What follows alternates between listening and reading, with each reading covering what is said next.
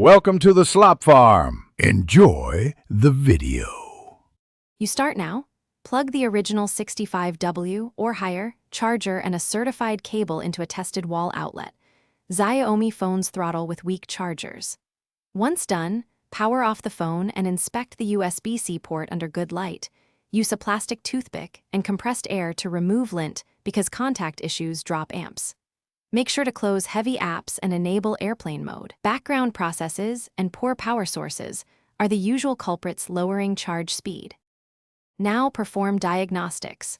Open settings and check battery, or use my diagnostic tools to view health and charging rate. Lower capacity or high temperature indicates degradation. Once done, reboot into safe mode to see if a third-party app is throttling charging.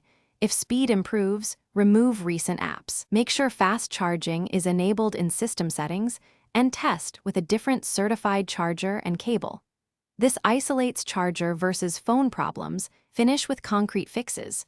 Swap to a known good certified charger and cable. If charging improves, retire the old set.